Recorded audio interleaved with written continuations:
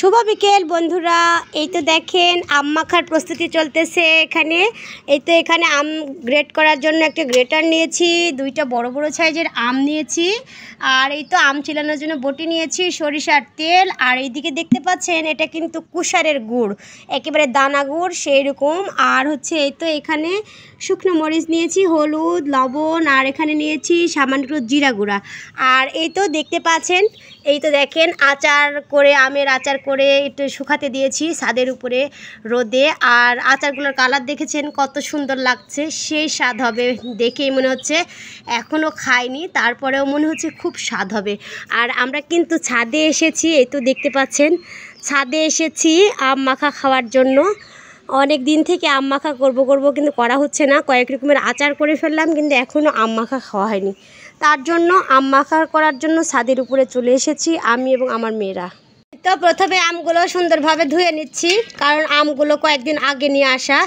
এই তো নামানোর সময় কিন্তু এটা কেটে গেছে গাছ থেকে নামানোর সময়। আমগুলো ভালোভাবে ধুয়ে নিলাম। এবারে আমগুলো আমি ছিলাই নিব, খুবই সুন্দর করে আম ছিলাই নিব। দেখেন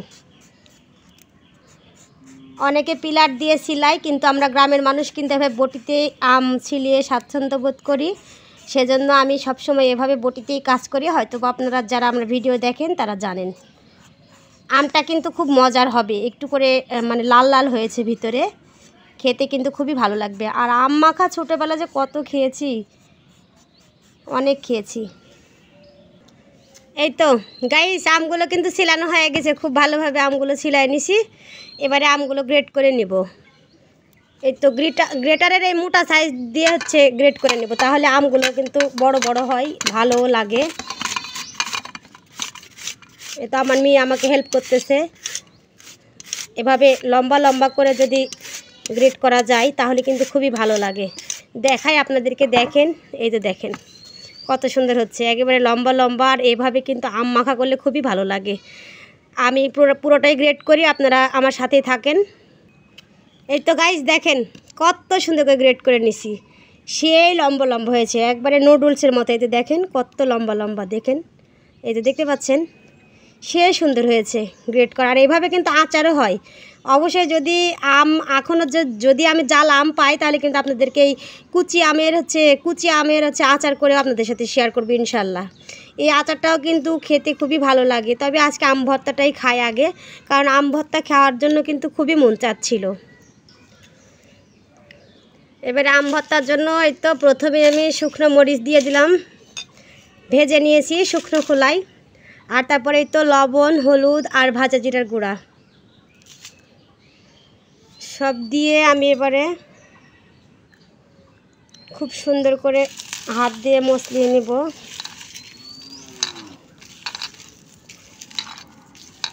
ছোটোবেলা খুবই আম ভর্তা খেয়েছি গাইস, আম কুড়াতাম আর আম মাখা করে খেতাম। এবারে এখানে সরিষার তেল দিব, তারপরে এই তো সরিষার তেল দিয়ে দিলাম।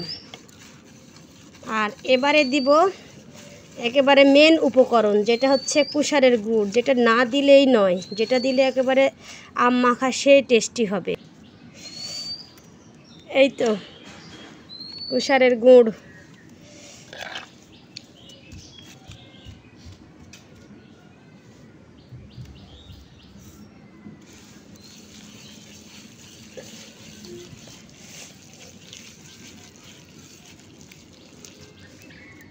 গাইস আপনাদের মুখে পানি চলে আসলে কিন্তু আমার কিছু করার নাই।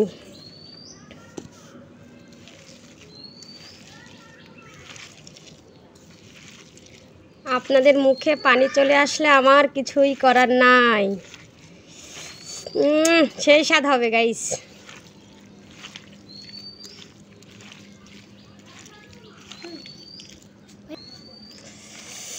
গাইস দেখেন দেখেন আম ভর্তা দেখেন কত মজার হবে, যে সে টেস্ট হবে।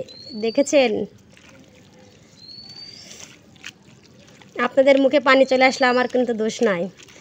বরদোয়া করবেন না আমার যেন পেট ফুলে না উঠে।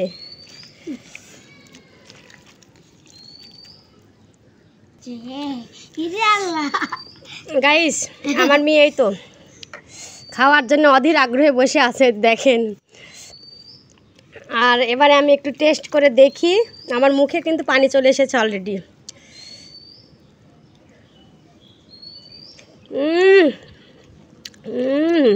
সেই স্বাদ, সেই স্বাদ গাইস। খাও আম্মু খাও, কেমন হয়েছে বলো? খুব মজা হয়েছে। খুব মজা। হ্যাঁ। আচ্ছা, এখন আপু ডাকো, আপু খাক। তো গাইস আজকের ভিডিও এ পর্যন্তই। আমি যেভাবে মাখলাম সেভাবে আপনারা একবার মেখে খেয়ে দেখবেন।